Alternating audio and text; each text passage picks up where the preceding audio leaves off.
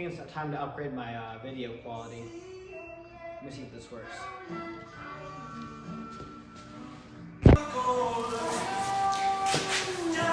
How about that? We back in HD, baby.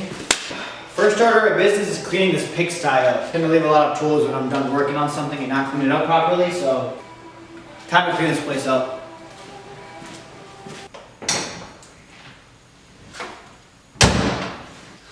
Hello everyone, my name is Surya.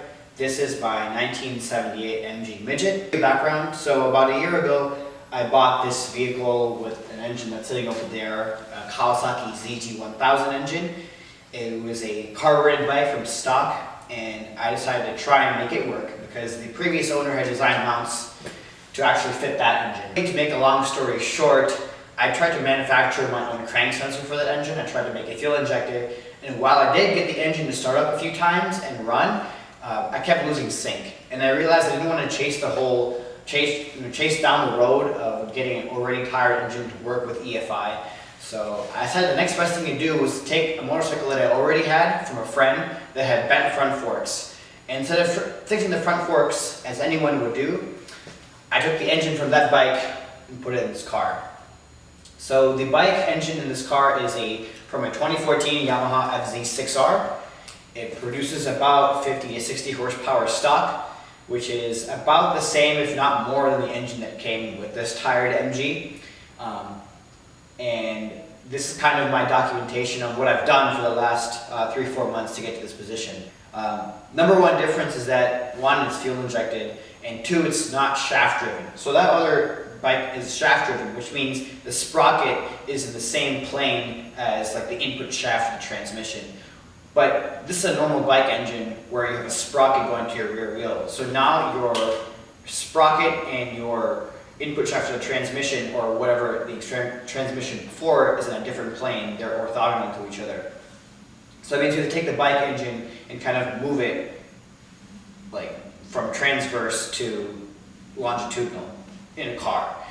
So that means you have to go somewhere from the sprocket to the transmission or the rear end.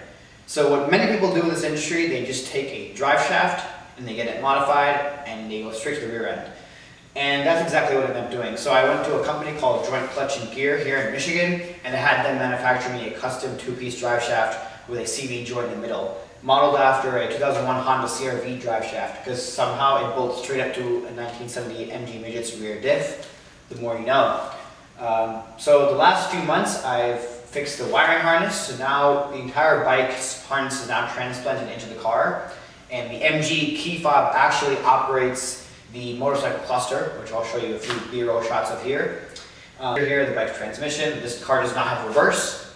I'm just going to figure that one out. Shifting will be done pneumatically. I have a pneumatic piston connected to a few solenoids here, and I'm going to use paddle shifters or some other contraption to actuate shifting up and down. The clutch handle is done here in the cabin with the motorcycle clutch lever just on a rod.